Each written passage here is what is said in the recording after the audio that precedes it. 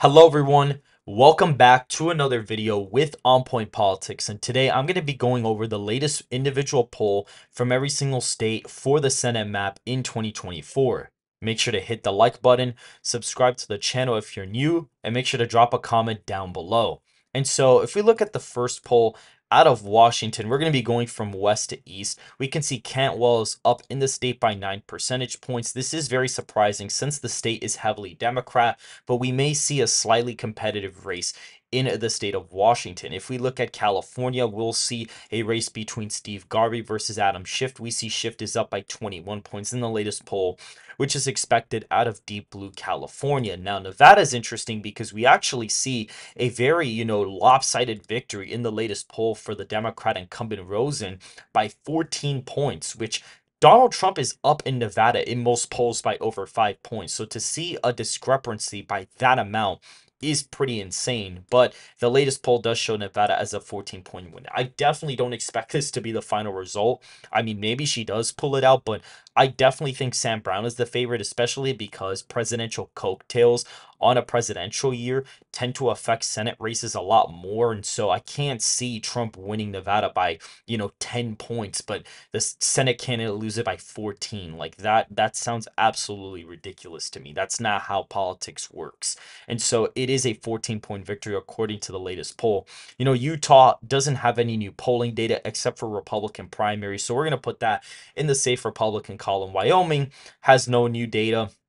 The special election in Nebraska is going to be safe for North Dakota. There's one poll that has the Republican up by 26 points. And as of right now, New Mexico has no new polling data. So we're going to be putting that in the likely Democrat column.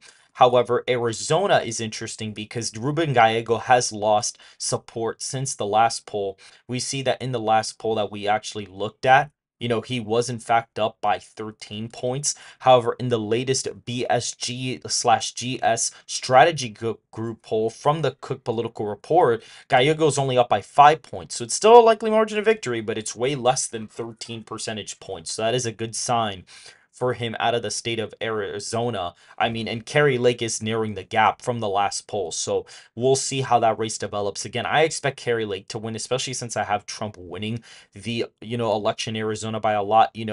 Arizona right now, according to my election model, is going to be forecasted.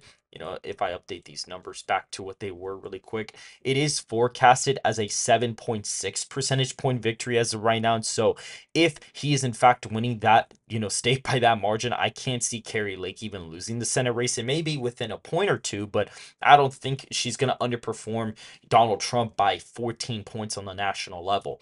If we look at Montana, we'll see that as of right now, we'll see that Tim Sheehy is up by 3 points against incumbent Senator John Tester. I expect this race to actually be over a 15-point victory for the Republican nominee, just because right now my model has Trump winning the state of Montana by 25, and it was a 15-point win last time, and Daines ended up winning by about 10 points. So I can't see the Republican nominee there underperforming Trump by over 20 percentage points even. Yeah, maybe the race is under 15. I think it's going to be over 15, but it could possibly under 15, but definitely not under 5. And I doubt John Tester has any chance at winning the state of Montana for the Senate race as of right now. Now, Nebraska's main election is interesting because we actually see an independent candidate running against the incumbent Republican Senator Fisher out of there.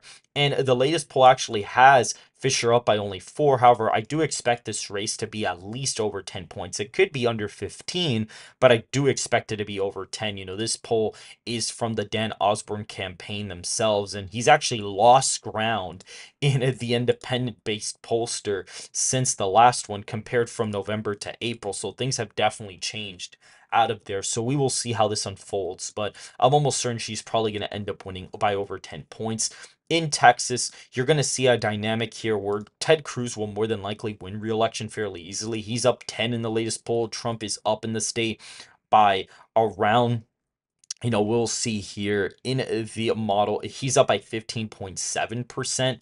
in the state. So it kind of checks out with the model essentially. I do expect Ted Cruz to underperform, Donald Trump on the national level by only a couple of points. So that does actually kind of check out with the latest poll out of the state. Missouri, we see sort of a similar situation. Out of the state of Missouri, Hawley's expected to win about 14 points here. The Senate races in Missouri, for whatever reason, do tend to be a lot closer.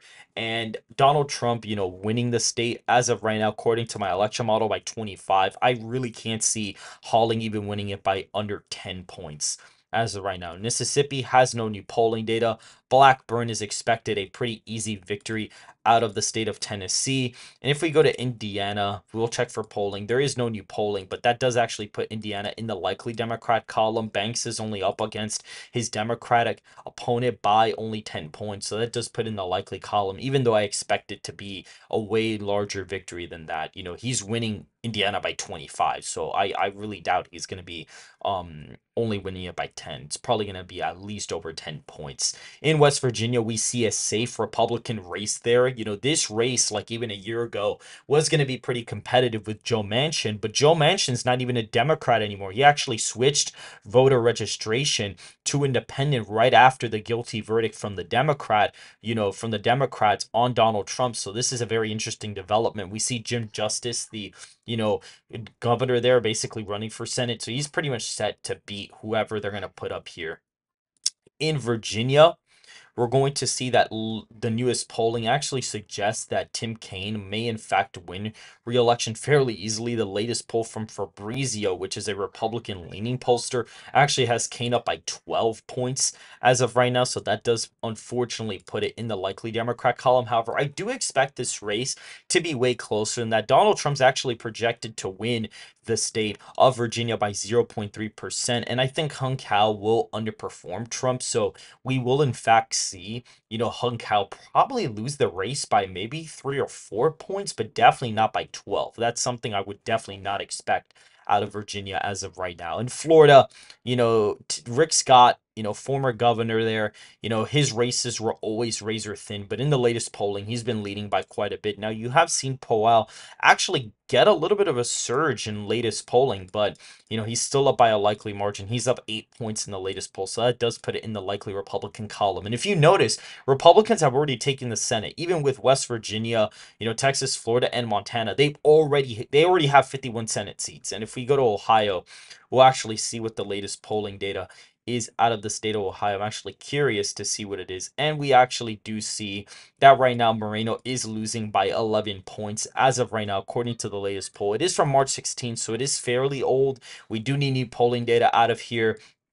That unfortunately will put Ohio in the likely Democrat column. However, I do expect the margin of victory for Moreno. I actually expect Moreno to win, and I expect him to win by over 5. Ohio's margin of victory is an 18-point win, so I really can't fathom, Moreno underperforming by over 30 points. That's just absolutely ridiculous, especially during a presidential year. If this was an off year, we could say, okay, well, things could be different.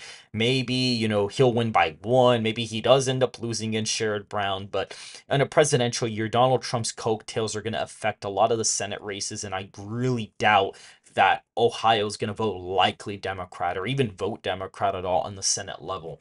And we have the Northeast to pretty much fill out. We have Delaware, Connecticut, Rhode Island, Massachusetts, Vermont. All these states are safe. I expect Bernie Sanders, Elizabeth Warren, a lot of people out of here to win by a safe margin. New Jersey is pretty interesting, though. If we actually look at New Jersey, we'll see that the race is semi-competitive.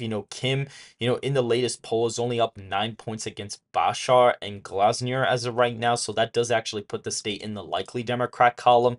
New York is also fairly interesting. We're going to check for polling data out of here. There is no new polling data listed here. However, a lot of the generic, Republican versus, the incumbent Democrat senator polls actually have the Republican up by 2 points. So theoretically, based out of that polling data, you could theoretically put New York in the lean Republican column from the latest poll. That's just how I kind of do these videos. Maryland, for whatever reason, is also fairly interesting because we do have the former governor of the state running as the Republican nominee, and he was a Republican actually. So that's going to shake up the race there. We actually see in the latest poll from there that if we can find it. Also, Brooks is only up by 10 points, so that'll actually put the state in the likely Democrat column. Maine at large, we don't have any new polling data out of here, but I do think that Angus King will probably win by a couple points, and Biden is even winning the state in my forecast as of right now. So that'll probably and more than likely be, basically a foregone conclusion for Democrats. And so we have the four Rust Belt states left. Minnesota, at this point with Minnesota, Amy Klobuchar is an electoral juggernaut. She wins her elections fairly easily. Now, do I think she's going to win by 14? No. Donald Trump's projected to win the state by around a couple of points. It's projected to win it by over 2, actually. So I really can't see her winning by over 14, but I could see her winning by 7 or 8. Like, she is that much of an electoral juggernaut to the point I think she can actually outperform Biden by like 10. So she does have an electoral history of winning in Minnesota by like crazy amounts. Like a special election, the Democrat won by 10 in a +9 year for Democrats. So if you were to tie the popular vote, it'd only be D+1. But she, in that exact same year, on the exact same day, won by 24 points in a D+9 national environment. So it is pretty insane to see that kind of margin out of there. So she is an electoral juggernaut. I expect her to win by around 8 or 9 points as of right now. We have the last three Rust Belt states.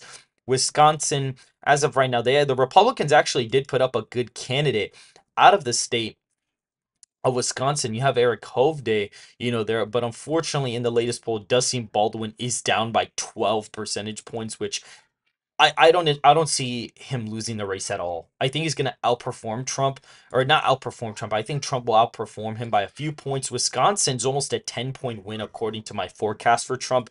So I cannot see him underperforming in Wisconsin by 20 plus points. I just can't see it. He probably ends up winning the race by 3 or 4, but there's no way he loses it by 12 points as of right now. If you look at Michigan, we'll see Slotkins up on Rogers by 4. I actually expect Rogers to kind of underperform Trump less. So I actually think the margin of victory for Rogers in Michigan is going to be greater than Eric Hovde in Wisconsin. And the last state we have here is Pennsylvania. Now, Bob Casey is also an electoral juggernaut like Amy Klobuchar out of Minnesota. And the latest poll has Casey up by 8 percentage points, which, funny enough, that is weird that the margin of victory in Wisconsin is greater than in Pennsylvania for this.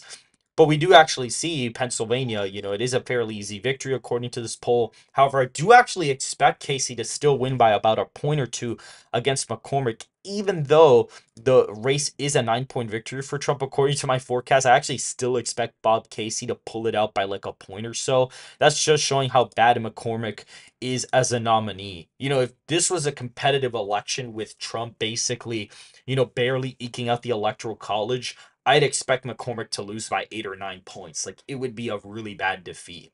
And so that is it for this video. Republicans are at 52 Senate seats to Democrats 48 Senate seats. If you guys did enjoy this video, please hit that like button, subscribe to the channel, make sure to go ahead and follow the Twitter and join the Discord server in the description down below. And I will see you guys very, very soon.